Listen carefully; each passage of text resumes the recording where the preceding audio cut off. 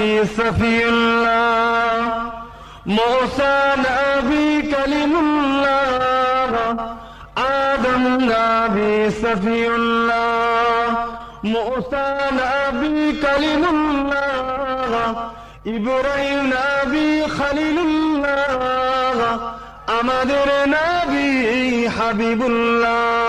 লা ইলাহা ইল্লাল্লাহ, লা ইলাহা ইল্লাল্লাহ, লা ইলাহা ইল্লাল্লাহ, মুহাম্মাদুর রাসূলুল্লাহ। মৌলা দিল কা গম চুরা, কলবে নূরি পায়ে জিলা, मौला दिल का गम चुरा, कल्बे नूरी पाए जिला, दिल को कर दे आईना जिसमें चमके ये कलमा, ला इलाहा इल्लल्लाह, ला इलाहा इल्लल्लाह,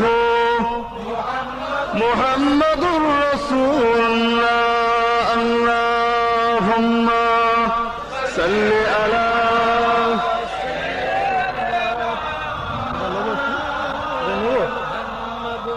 বড্ড গদি করতে ঢুকে যাচ্ছে কিছু।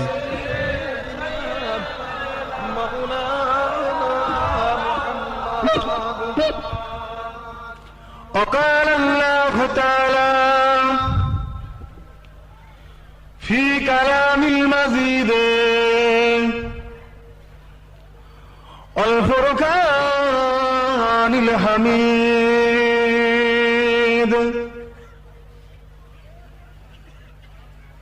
لقد كان لكم في رسول الله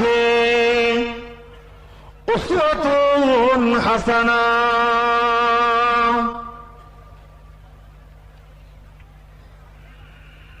كان رسول الله صلى الله عليه وسلم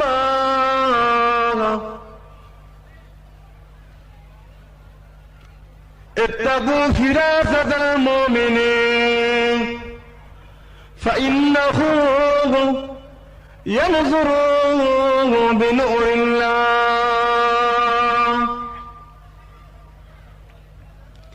أو كما قال رسول الله صلى الله عليه وسلم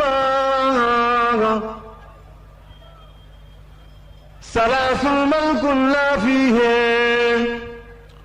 وجد بهن حلاوة الإيمان، من كان الله ورسوله أحب إليه مما سواهما، ومن أحب الله يحبه إلا لله إلى آخر الحديث। प्यारे हाजिरान मजलिस, उपस्थित আমার বসে থাকা দিন দরদি নেককার আল্লাহওয়ালা হাজি আলেম উলামা হাফেজে কোরআন নামাজি মুরব্বিয়ান চাচাজান গণেরা, আমার জন যুবক ভাইয়েরা, আমার সমবয়স্ক নজওয়ান তরুণীরা, আমার ছোট ছোট স্নেহের ভালোবাসার ভাইয়েরা, দূর দূরান্তে অবস্থিত আমার মা ও বোনেরা, আসেন আমরা সকলে সেই আল্লাহ পাকের সর্বপ্রথম শুকরিয়া আদায় করি, যিনি কিনা লিল্লাহি মা ফিস সামাওয়াতি ওয়া মা ফিল আরদ, জমিন আসমান সবকিছুর মালিক। কে? আমাদের আল্লাহ পাক। সেই আল্লাহর শুকরিয়া আদায় করব সর্বপ্রথম, কেননা আমার আল্লাহ কোরআনই বলেন লা ইন শাকারতুম লা আযীদান্নাকুম। কোরআন হাদিস বলবো তো নাকি অন্য কিছু বলবো? হ্যাঁ, কোরআন হাদিস শুনতেছেন তো? এটা সেই জায়গা। আপনারা সবাই জানেন নবী আমার মদিনার মসজিদে বসে আছে, আল্লাহ রাসূল। এমন সময় সাহাবা হুজুরগণ রাসূলের দরবারে আসলেন। নবী বলছে আমার সাহাবীরা দুনিয়ার জমিনে অনেক জায়গা হবে, তোমরা যদি কোনো জায়গায় জান্নাতের বাগান দেখতে পাও, ওই বাগানে গিয়ে একটু বসবে। সাহাবা হুজুরগণ জিজ্ঞাসা করেন, ইয়া রাসূলুল্লাহ, হাবিবাল্লাহ, ওই জান্নাতের বাগান আবার কোথায়? জান্নাত তো আল্লাহ পাক রেখেছে মৃত্যুর পর হিসাব নিকাশ হবে, যা ডানাতে আমল নামা পাবে সে জান্নাতি হবে, সেটা তো মৃত্যুর পরে। আল্লাহ রাসূল বলেছেন, যে জায়গায় আমি নবী আমার তারিফ প্রশংসা হবে, আমার আল্লাহ তারিফ প্রশংসা হবে, শরীয়তের কথা হবে, ওই জায়গাটাই হলো জান্নাতের বাগান। সাহাবা হুজুরগণ জিজ্ঞাসা করলেন, ইয়া রাসূলুল্লাহ, হাবিবাল্লাহ, আপনি বলছেন আমরা বসবো, কিন্তু আমরা তো মানুষ, আমার পরের জেনারেশন, একের পর এক দুনিয়ায় আমাদের আওলাদ আস্তে আস্তে মানুষ স্বার্থ ছাড়া এক পা লড়ে কি? তারা তো বসবে, কিছু স্বার্থ তো দেখাতে হবে। কি লাভটা আছে? ইয়া রাসূলুল্লাহ, হাবিবাল্লাহ, ওই বাগানে গিয়ে বসতে বলছেন, বসবো, ফায়দাটা কি আছে? আল্লাহ ने सावा खुदे জানিয়ে দেন, এমন সাওয়া শুনে কে রাজে রেখে ওই বাগানে গিয়ে আপনারা বসে যাবেন। আপনারা যে হেঁটে হেঁটে হেঁটে ওই বাগানে যাবেন, দূর দূরান্তে সেই বাগানে আপনারা এসে বসে যাবেন। আমার উম্মত উম্মতিরা ওই বাগানে এসে বসে যাবে। ওই বাগানে আলেম উলামা, আলেমে হাক্কানীরা নসিহত করবে, পীর মাশায়েখ দরবেশেরা নসিহত করবে। আমার উম্মত উম্মতিরা ওই বাগানে বসে বসে নসিহত শুনতে থাকবে। শেষ দোয়াটা যখন হয়ে যাবে, ওই বান্দা বান্দীগুণ, আমার উম্মত উম্মতিগুণ ওই বাগান দূরে যে যা ঘরে ফিরে চলে যাবে।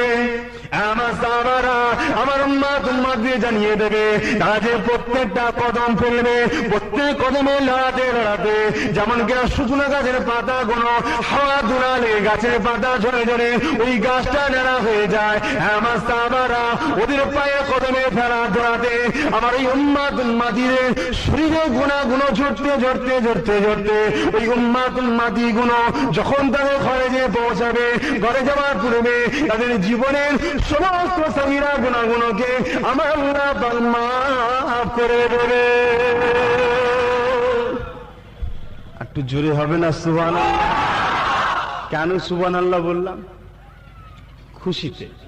সুবহানাল্লাহ কখন বলা হয়? আল্লাহ, আল্লাহর তো খুশি হয়ে যায়, আল্লাহর প্রশংসা করা হয়। কি লাভ? একবার সুবহানাল্লাহ বলবেন, জমিন আসমানের বিছখান পর্যন্ত আল্লাহ সওয়াবে ভরিয়ে দেয়। জোরে বলুন সুবহানাল্লাহ। আব্বাস ভাই, এত সব রাখবো কোথা তাহলে? বুখারী শরীফের হাদিসে হাসিয়া নফসি কিতাবে আরবি টু আরবিতে আছে, হযরতে আব্বাস রাদিয়াল্লাহু তাআলা আনহু আমার রাসূলের দরবারে সকল সাহাবীরা বসে আছে, উঠে দাঁড়ালেন, ইয়া রাসূলুল্লাহ, হাবিবাল্লাহ, হুজুর একটা কথা জিজ্ঞাসা করব। কি গো চাচা বলেন? হুজুর আপনি তখন শিশু ছিলেন, দুলনায় দুলছেন, হঠাৎ কান্না শুরু করলেন। ইয়া রাসূলুল্লাহ, হাবিবাল্লাহ, আপনাকে অনেক সান্ত্বনা দিলাম, আপনি কিছুতেই চুপ হলেন না। কিছুক্ষণ পরে দেখি আবার আপনি নূরের ঠোঁটে মুচকে মুচকে হাসছিলেন। জোরে বলুন সুবহানাল্লাহ। ইয়া রাসূলুল্লাহ, হাবিবাল্লাহ, এ হাসিয়া কান্নার মধ্যে কি পার্থক্য আছে আমরা সাহাবারা একটু জানতে চাই। আল্লাহ সাহাবা খুদে জানিয়ে দেন, সাহাবা রেখে দেন, রেখে দেন। ও নবীর উম্মত উম্মতি গণেরা রেখে দিন। আজকে দুনিয়া জমিনে যে নবীর উম্মত দাবি করে বেড়াই, গলাটা উঁচু করে বলি আমরা আখিরি জামানার নবীর উম্মত, সেই রাসূলের জন্য আমি আপনি কেমন মহব্বত করি, সেই রাসূলকে আমি আপনি কেমন প্যার করি, অথচ আমার আপনার নবী, নূরে নবী, দয়া নবী, উম্মত উম্মতি দিগকে কতই মহব্বত করেন। এমন দিন যায় না, এমন রাত যায় না, এমন সময় যায় না আল্লাহ নবী গুনাহগার উম্মত উম্মতির জন্য কাঁদেন না। রাসূল আমার 3 দিন পেটে পাথর বেঁধে ঘুরেছে, না খাওয়া না দাওয়া আল্লাহ পাই হাতটা পারতেন। আল্লাহ পাক তাম পৃথিবীটাকে আমার রাসূলের জন্য সোনা বানিয়ে দিতে। ও না যুবকেরা, আম্মা হযরত আয়েশা সিদ্দিকা রাদিয়াল্লাহু তাআলা আনহা আমার রাসূলকে বলেছিলেন, ইয়া রাসূলুল্লাহ হাবিবাল্লাহ, আমার পরনের কাপড়টা ছিঁড়ে গেছে। আল্লাহ নবী সময় জানিয়েছিলেন, আয়েশা রেখে দাও, আপনি দুনিয়া চান না আখিরাত চান? আমাদের সকলে আম্মা জান বলেছিলেন, ইয়া রাসূলুল্লাহ হাবিবাল্লাহ, আমি অবশ্যই আখিরাতটা চাই। আল্লাহ নবী সময় জানিয়েছিলেন, আমার আয়েশা রেখে দাও, আমি রাসূলুল্লাহ গরীব, যদি তুমি বলো দুনিয়া চাই, আমি আল্লাহ পাকের কাছে তোমার জন্য দোয়া চাইব, উহুদ পাহাড়টাকে আল্লাহ পাক সোনা বানিয়ে দেবে। দোয়া কি চাইলো?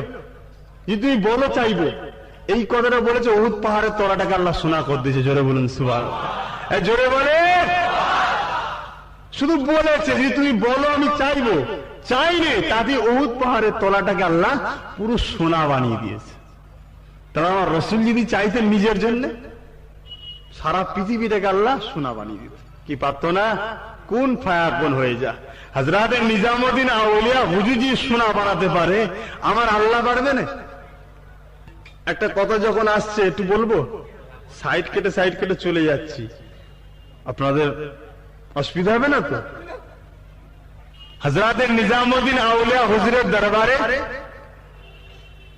একটা নওজোয়ান তরুণ ছেলে গেছে, হুজুর আমি গরিব, আমার সংসারে অভাব, আমার বিবি আমাকে সবসময় খিড়ির করছে, যে মার হয়েছে না মারদের কাজ করছো, যাও খেটে নিয়ে আসো, ইনকাম করো।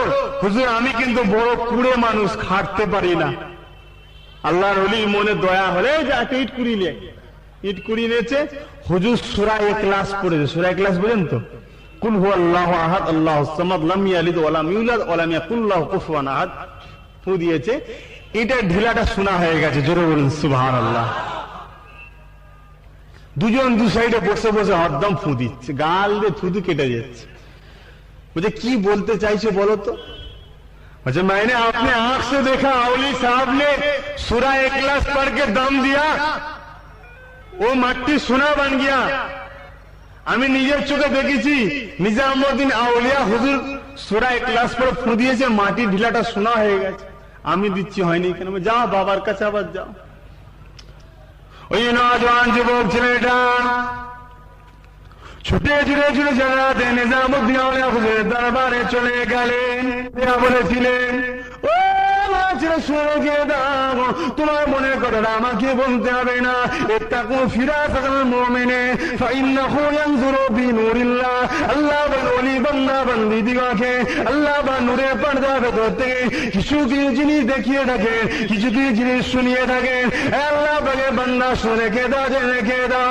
নিজামউদ্দিন আউলিয়া ফু দিয়ে সূরা ইখলাস পড়ে, এটা তুমি দেখে যে ফু দিতে লেগেছো, ও বাবা ছেলে রেখে দাও।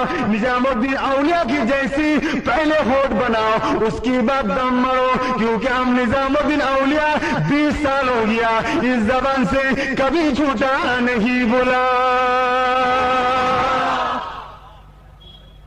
সাহাবা হুজুর জিজ্ঞাসা করছে, ইয়া রাসূলুল্লাহ হাবিবাল্লাহ, বলেন আপনার কান্নার হাসির কারণটা কি?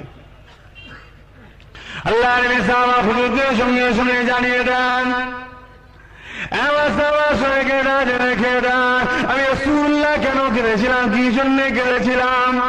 আমি রাসূলুল্লাহ যখন তুল্লা দিয়ে তুলতে থাকতাম শিশুবেলাতে, আল্লাহ বলে 70,000 ফেরেশতা সকালেতে, আবার 70,000 ফেরেশতা সন্ধ্যেবেলাতে আমি রাসূলুল্লাহকে তুলা দিতে আসতো। ওই ফেরেশতাদের মধ্যে থেকে একদিন আলাপ আলোচনা শুরু হয়ে যায়। আমার উম্মত উম্মতের মধ্যে থেকে একদল উম্মত উম্মতিরা দুনিয়া জমিনে নামাজ কাজা করবে, দুনিয়া জমিনে রোজা কাজা করবে, দুনিয়া জমিনে হজ করবে না, দুনিয়া জমিনে যাকাত দেবে না, শরিয়াতে ঠিক মতো মানবে না। না করার জন্য আল্লাহ তাদের উপরে নারাজ হয়েছে। ওই সকল উম্মত উম্মতিদিগকে আল্লাহ আযাবে জাহান্নামের মধ্যে দেবে। আমি নবী মুহাম্মদ সাল্লাল্লাহু আলাইহি ওয়াসাল্লাম আমার উম্মত উম্মতিদিগকে বড়ই মহব্বত করে, বড় ভালোবাসি। আমার সাহাবারা, আমার উম্মত উম্মতিরা যখন আল্লাহ জাহান্নামী হয়ে যাবে, এই কথাটা যখন শুনতে পেলাম, আমি রাসূলুল্লাহ ওই শিশুবেলাতে দুলনায় থাকতে না পেরে ওই দুলনায় দুলে দুলে আল্লাহ পাকের দরবারেতে আমার উম্মত উম্মতি নাজাতের জন্য কাঁদতেছিলাম। সাহাবা হুজুররা জিজ্ঞাসা করেন, ইয়া রাসূলুল্লাহ, হাবিবাল্লাহ, বিয়াদবি নেবেন না হুজুর, আপনার কান্না কারণটা বুঝতে পারলাম, হুজুর আপনার হাসির কারণটা কি বলেন? আল্লাহ নবী সাহেব বলেছিলেন, নূরের ঠোঁট থেকে মুস্কি হাসি দিয়ে বলেছে, আমার সাহাবারা, আমি রাসূলুল্লাহকে আল্লাহ এত মহব্বত করে, আল্লাহ এত প্যার করে, আমি রাসূলুল্লাহ যা চাইব আমার আল্লাহ সব কবুল করে না। আমাকে এতই ভালোবাসে। কি ভালোবাসেন আমার রসুলকে আল্লাহ? আমার রসুল যখন মদিনার জমিনে এসেছে, মক্কার জমিনে, কাফেরদের দুয়ারে দুয়ারে দুয়ারে দুয়ারে যে ইসলামের দাওয়াত দিচ্ছে, আবু জেহেলের কাছে গেছে, আবু জেহেল মানেন, যাও ভাই গো মুহাম্মদ সাল্লাল্লাহু আলাইহি ওয়াসাল্লাম, যান, আপনি যান, কি সব কথা বলছেন? আমরা আমাদের বাপ দাদার সেই পুরাতন ধর্ম মেনে আসছি, আপনি সব কথা কি বলছেন? আমার রসুল ব্যথা পেয়ে যে মনের দুঃখে এক জায়গায় বসে কাঁদছে। আল্লাহ তাআলার সঙ্গে সঙ্গে হযরত রাসূলুল্লাহকে পাঠিয়ে হযরত জিবরাইল যান, আমার হাবিবকে জানিয়ে দাও, হাবিব যেন না কাঁদে। হযরত জিবরাইল আমার হাবিবের মনের ব্যথা, আমার হাবিবের মনের কষ্ট, আমার হাবিবের মনের বেদনাটা আমি আল্লাহ জানি, আমার হাবিব কেন কাঁদে। ও হযরত জিবরাইল যান, আমার হাবিবকে যে বলে দেন, আমার হাবিব যেন মনে ব্যথা দুঃখ বেদনা না নেয়। উতবা যদি আমি আল্লাহ পাক আমাকে না মানে, সাইবা যদি আমি আল্লাহ পাক আমাকে না মানে, আবু জেহেল যদি আমি আল্লাহ পাক আমাকে না মানে, আমার হাবিবকে জানিয়ে দেন, তামাম পৃথিবীর মানুষ যদি আমি আল্লাহ পাক আমাকে না মানে, আমি আল্লাহ পাক আমার কোনো দুঃখ না, আমার কোনো পরোয়া নাই, আমার হাবিব কি আমি আল্লাহ পাক আমাকে আল্লাহ বলে মানে। এই কথাটা শোনার সাথে সাথে আমার আপনার নবীর সঙ্গে সঙ্গে সাক্ষী দেয়, লা ইলাহা ইল্লাল্লাহ, আল্লাহ আপনি ছাড়া কোনো প্রভু নাই, আপনি ছাড়া কোনো মাবুদ নাই। আসমান থেকে আল্লাহ আওয়াজ দেন, আমার হাবিবে, আমি আল্লাহ আপনার ওসিলায় দুনিয়া সৃষ্টি করেছি, শুধুমাত্র লক্ষ্য আপনাকে দেখে, আপনার জন্য জমিন বানিয়েছি, আপনার জন্য আসমান বানিয়েছি, আপনার জন্য জান্নাত বানিয়েছি, আপনার জন্য তারা বানিয়েছি, আপনার জন্য সূর্য বানিয়েছি। আমার হাবিবে, দুনিয়ার জমিন থেকে শুধুমাত্র আপনি বলবেন আল্লাহ ছাড়া কোনো মাবুদ নাই, আমি আল্লাহ পাক স্বয়ং নিজে সাক্ষী দেবো, মুহাম্মদ সাল্লাল্লাহু আলাইহি ওয়াসাল্লাম আমার রাসূল। দুনিয়ার মানুষের দরকার না, হাবিব কেন মনে ব্যথা নিচ্ছেন? সবাই চলে যাক, আমার দেখার দরকার। আপনি আমাকে প্রভু বলে মানবেন, আপনাকে দুনিয়ার মানুষ ডাকার প্রয়োজন নাই, আমি আল্লাহ সাক্ষী দেবো আপনি আমার রাসূল। জোরে বলুন সুবহানাল্লাহ। আমার নজওয়ানেরা, যুবকেরা, মুরব্বিয়ানেরা শুনে রেখে দেন, মুহাব্বত ভালোবাসি বলে বলে যায়, শুনে রেখে দেন, নামাজের বারে আল্লাহ পাক দেখবেন না, রোজাদের রোজার বারে আল্লাহ পাক দেখবেন না, হাজির হাজত আল্লাহ পাক দেখবেন না, নামাজির নামাজ আল্লাহ পাক দেখবেন না, আল্লাহ পাক সেদিন দেখবেন ঈমান অবস্থাতে আমল। আল্লাহ পাক কিয়ামতের দিনে একটা বান্দাকে ডাক দেবেন, আমার বান্দার সামনে দাঁড়াও, হিসাব দাও, দুনিয়া জমিনে কি করেছিলে বলো। ওই বান্দাটা হিসাব নিকাশ শুরু হয়ে যাবে। কিতাবের আয়াতের মধ্যে লেখা আছে, ওই বান্দাটাকে আল্লাহ 500 বছর হায়াত দিয়েছে, ওই 500 বছর থেকে 12টা বছর মাইনাস করে দেন, এই 488 বছর ওই বান্দাটা শুধুমাত্র আল্লাহ পাকের জন্য জমিনের মাথাটাকে নত করে রাখতো, আর আল্লাহ পাককে খুশি করার জন্য দিনের বেলা এই 488 বছর ওই বান্দা রোজা রেখে রেখে রেখে রেখে পিঠটা সমান হয়ে গেছে। এমন একটা বান্দাকে আল্লাহ ডাক দিয়ে জিজ্ঞাসা করছে, আমার বান্দারে কোথায় যাবে তুমি বলো। ওই সব বান্দা বলে, আল্লাহ 488 বছর আপনার আমল করেছি, আপনাকে সিজদা করেছি, কোমর বেঁকে গেছে, রোজা রেখেছি, পিঠ সমান হয়ে গেছে, আল্লাহ আপনার জান্নাতে যেতে চায়। 488 নামাজ পড়েছে, দেখো কি হচ্ছে, দেখো। বলবো না ছেড়ে দেবো এটা? তাহলে শোনেন ভালো তারে, বোঝেন। আমি বুঝাতে চাইছি কিসের দুশ্মনী আপনাদের সঙ্গে আমার। নাববো, নজরান নেবো, চলে যাবো, এসব কথা বলার কি দরকার? বললে আমার দুশ্মন হবে না? হবে না? তাহলে কি দরকার দুশ্মন বাড়াবার? না, একটাই কারণ, তোমরা আমার দাদা পীরের ছেলে। তোমাদের ঘরে কেউ হাতটা ধরে জাহান্নামের রাস্তায় নিয়ে যায়, আমি আব্বাস সিদ্দিকী দেখতে পাই, ধরতে পারি না।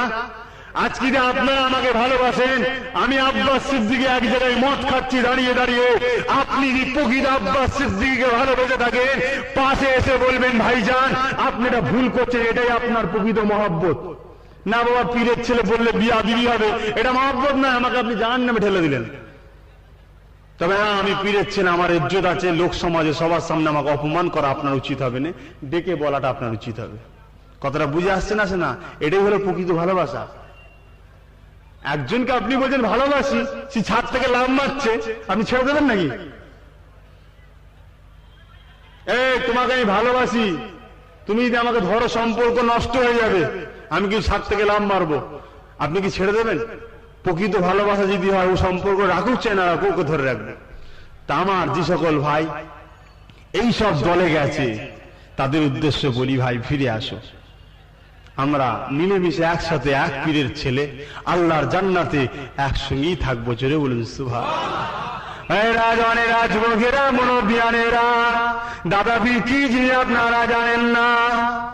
দাদা পীর কোন ওলি ছিলেন না, দাদা পীর কোন পীর ছিলেন না, দাদা পীর কোন দরবেশ ছিলেন না। দাদা পীর কি ছিলেন একটা সংক্ষেপে বলে যায়। সামানে উমরি কিতাবটা 3টে ভাষায় লেখা আছে, উর্দুতে, আরবিতে, ফার্সিতে। আমার কাছে উর্দুটা আছে, এই উর্দু কিতাবের 43 নম্বর পৃষ্ঠায় লেখা আছে, হযরতে আব্দুল মাহবুব রাহমাহুল্লাহ দাদা পীর হাতে মুরিদ হয়েছে, কিন্তু বয়সের দিক দিয়ে দাদা পীরের থেকে হুজুর আমার একটু বেশি। যেমন আপনাদের কাছে আমি ছোট মতো, কিন্তু আব্দুল মাহবুব সাহেব হুজুর দাদা পীরের থেকে বয়স একটু বেশি, মুরিদ হয়েছে ঠিকই, কিন্তু ঠিক মনে শান্তি হচ্ছে না। যেমন আমার আব্বারা এলে আপনারা কত খুশি হন, আমাদেরকে পেয়ে বসছেন ঠিকই, ঠিক অতটা ছোট মতো ছেলে। তো যাই হোক, হযরতে আব্দুল মাহবুব সাহেব হুজুর ছোট বড় দেখলে হবে না, ভেতরে কি আছে সেটা দেখতে হবে। আব্দুল মাহবুব সাহেব হুজুর দাদা পীরের সঙ্গে বাংলাদেশে গেছে জলসায়। ওখানে দুটো খাজা হুজুরের তরিকার পন্থী মানুষ ছিল, তারা কিন্তু ওই ভুলভাল খাজা হুজুরের নাম দিয়ে ভুলভাল শুরু করেছে। দাদা হুজুর আব্দুল মাহবুব সাহেব হুজুরকে বলছে, সবকে বসে ওদের ভেতর থেকে এলেমটা সলভ করলাম, নিয়ে খাজা হুজুরের দরবারে রেখে দাও। এত বড় কাজ আব্দুল মাহবুব সাহেব হুজুর ভয় খাচ্ছেন, হুজুর বিয়াদবি নেবেন না। হিন্দুস্তানের বাদশাহ শাহিন শাহ চিশতিয়া তরিকার গদ্দিনিসিন বাদশাহ, তিনার দরবারে তিনার সবকটাকে বন্ধ করে রেখে দেবো, আমি আব্দুল মাহবুদের হারে হবে না, হুজুর আপনি বিয়াদবি নেবেন না। দাদা হুজুর বলছে, পীরের হুকুম মানে কি? পীরের হুকুম মানে কি আপনারা জানেন? ওয়াজি ফরজের পরে দরজা, ইচ্ছা করে তরক করলে বেঈমান হয়ে যাবে, ইচ্ছা করে অস্বীকার করে বেঈমান হয়ে যাবে, করতে পারে না গুনাহ হবে। মশলাগুলো বোঝেন। ওয়াজিব বসো। আল্লাহর আব্দুল মাহবুব রাহমাহুল্লাহ দাদা বিয়ে করার নাজার হয়ে চোখটা মুজলেন। চোখটা মুজে মানুষ দুরন্ত গিয়ে দেখতে পান না, হুজুর আমার ওখান থেকে চোখটা মুজে হযরতে খাজা বাবা মাইনুদ্দিন আজমিরি সঞ্জালি রাহমাহুল্লাহ হুজুরের দরবারে ফয়েজটা নিক্ষেপ করলেন। ওখানে চোখটা মুজে দেখতে লাগলেন, হযরতে আব্দুল মাহবুব সাহেব কিতাবে লিখছেন, আমি আব্দুল মাহবুব দেখতে পাই হযরতে খাজা বাবা মাইনুদ্দিন আজমিরি সঞ্জালি রাহমাতুল্লাহ আলাইহি এক রাত সিংহাসনে বসে আছে। আমি আব্দুল মাহবুবকে দেখে আমি আব্দুল মাহবুবকে ডাক দিলেন, আব্দুল মাহবুব এদিকে আসেন, ইহা আইয়ে করিব बैठे। আমি আব্দুল মাহবুব গিয়ে বসলাম। আমি আব্দুল মাহবুবের দিকে তাকিয়ে তাকিয়ে মুচকে মুচকে হিন্দুস্তানের বাদশাহ গরিবে নওয়াজ বলছে, আব্দুল মাহবুব রেখে দাও, যে রেখে দাও, তোমার পীর এই দুটো মানুষের সবক নিতে বলেছিল। হযরত আব্দুল মাহবুব হুজুর বলেন, জি হ্যাঁ হুজুর বলেছিল, কিন্তু আমি আব্দুল মাহবুব ভয় করছিলাম। হযরত খাজা বাবা মাইনুদ্দিন আজমিরি সঞ্জালি রাহমাতুল্লাহ বলেছিলেন, ও আব্দুল মাহবুব রে, আবু বকরকে তুমি চেনো না, আমি মাইনুদ্দিন বলে দিয়ে শুনে রেখে দাও। আবু বকরের কথাটা আল্লাহর কথা, আবু বকরের কথাটা রাসূলের কথা, অর্থাৎ আবু বকরের কথা যে অমান্য করবে সে আল্লাহ আল্লাহ রাসূলের কথাটা অমান্য করবে। আবু বকরের কথাটা যে মেনে নেবে সে আল্লাহ আল্লাহ রাসূলের কথাটাই মেনে নিল। আল্লাহ আবু বকরকে এই জামানার জন্য উলিল আমর মুজাদ্দিদ করে পাঠিয়েছে। এই 20 শতাব্দী তাম বিশ্বের মানুষকে আবু বকরের কথা মেনে চলতে হবে। এটা হলো শরীয়তের হুকুম, এটা হলো শরীয়তের আইন। কোরআন জানাচ্ছে আতিউল্লাহ ওয়া আতিউর রাসূল ওয়া উলিল আমরি মিনকুম। হাদিস পাক জানাচ্ছে ইন্নাল্লাযীনা রাসূল হাযিল উম্মতি আলা রাসি কুল্লি মিআতি সানাতিন মাইজাদুলা দিনা। আমার নবী জানিয়ে দেয় আমার উম্মতিরা 100 বছর আগে কিংবা পরে তোমাদেরকে অন্ধকার থেকে আলোতে নিয়ে আসার জন্য আল্লাহ একজন করে ব্যক্তি কিংবা একের অধিক ব্যক্তি বানাতে পারে যারা আরো যুগ সংস্কার ও মুজাদ্দিদ আল্লাহ পাক সেই মুজাদ্দিদ করে পাঠিয়েছিলেন আমার আপনার দাদা পীরকে। আমার দাদা পীরকে আল্লাহ পাক কত বড় নিয়ামত করেছে। আল্লাহ আমার আপনার দাদা পীরকে এত বড় নিয়ামত করে দিয়েছে। আমার আপনার নবী নূরে নবী দোয়া নবী হাবিবুল্লাহ নিজে আমার আপনার দাদা পীরকে সালাম দিয়ে পাঠিয়েছেন। ও ভাইয়েরা জোয়ানেরা যুবকেরা মুরব্বিয়ানেরা আমার দরবারের চাষ্ট ভাই হযরত হাজী সানসার রহমাতুল্লাহ আলাইহি যিনি পায়ে দে আল্লাহর কাবা শরীফ করতে যেতেন, আল্লাহ নবীর রওজা শরীফে সালাম দিয়ে যেতেন। আল্লাহ নবী যখন সালাম জানিয়েছিলেন আল্লাহ নবী স্বয়ং নিজে তখন হযরত হাজী সানসার রহমাতুল্লাহ হুজুরের সালামের জবাব দিয়েছিলেন। আল্লাহ নবীর জবানে গলাটা আমার আপনার দাদু হযরত হাজী সানসার রহমাতুল্লাহ হুজুর আমার নিজে কানে শুনেছিলেন। আল্লাহ নবী সঙ্গে সঙ্গে জানিয়ে দিয়েছিলেন হযরত হাজী সানসার রহমাতুল্লাহ রেখে দেন আপনি যখন বাংলাতে ফিরে যাবেন, বাংলার জমিনে যখন ফিরে যাবেন, আবু বকর আপনার ভাই যাকে আমি রাসূলুল্লাহ আমার সালামটুকু পৌঁছে দেবে।